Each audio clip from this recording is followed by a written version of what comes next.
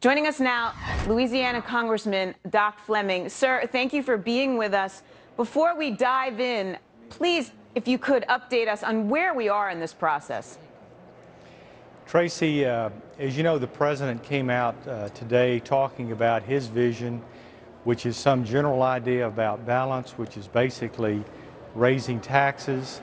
He insists that he wants to cut spending as much as $4 trillion. But throughout these weeks and months of talks, he's never really indicated where he would cut. He said that rail and Obamacare and many other things are off the table. So finally, we've given up on waiting for him to say what he's willing to do. The conference met today and we discussed our plan, cut, cap, and balance, and it's enthusiastically received, and we plan to vote on it this coming Tuesday. So that's what the House's response, right? Cut, cap, and balance. Can you just tell us quickly what is in that plan? Very simple. It immediately cuts $111 billion, mostly non-defense discretionary, from the 2012 budget. It then goes on and caps for the next 10 years, starting where we are today at 23% spending of GDP, which is way too high. Historically, it's been 18%. It ratchets that down over time over the next 10 years to 18%. In the meantime, for this to go into effect, both houses have to pass by 2/3 a balanced budget amendment. And while it's working its way through the states, and when it goes into effect in a few years, it'll set a cap through a constitutional amendment at 18% of GDP. You know, but the Democrats don't seem to be entirely thrilled with this. As a matter of fact, Minority Whip Leader Steny Hoyer had something to say about it. Take a listen.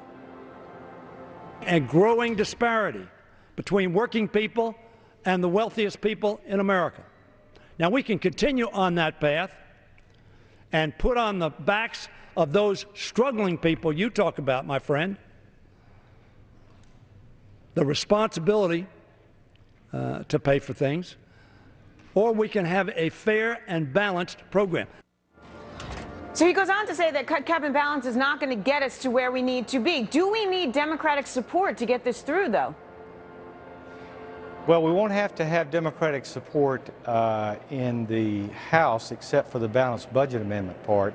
But let me explain to you that we've got tax increases already in the future. Obamacare in 2014 will be $800 billion. And remember that the Bush tax levels of the last 10 years will expire in the next year and a half. So that's the reason why business, is one of the reasons at least, why business is so poor now, is because of the upcoming onslaught of tax increases.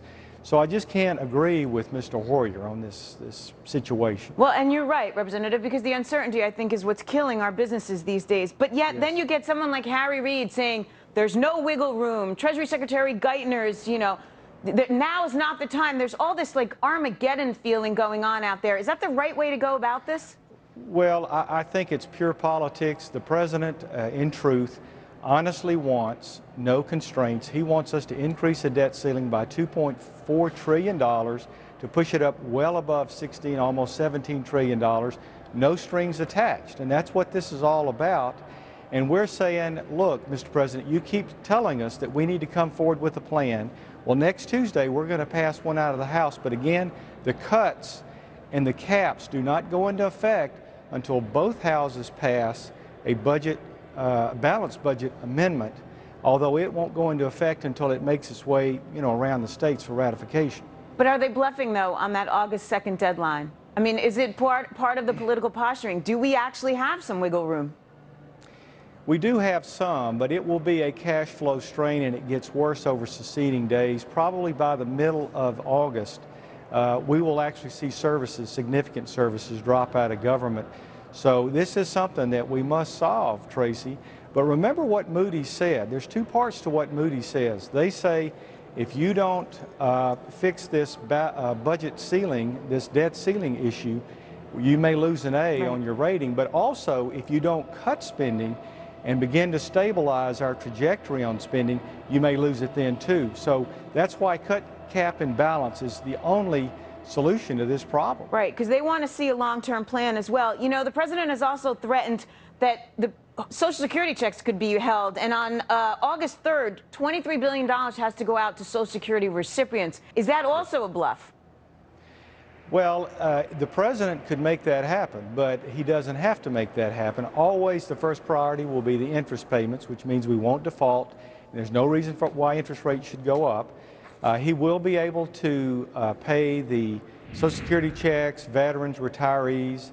He'll be able to do all those things, but there will be potentially active duty pay that could be slowed down, other services that are necessary for day-to-day. Certain departments will have to close down. So it is something that is an imperative, but it is not a drop-dead day, August 2nd.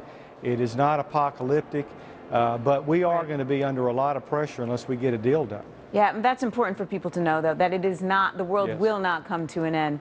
No, Representative not on John August Fleming, 2nd. thank you for being with us. Great. Thank you, Trace.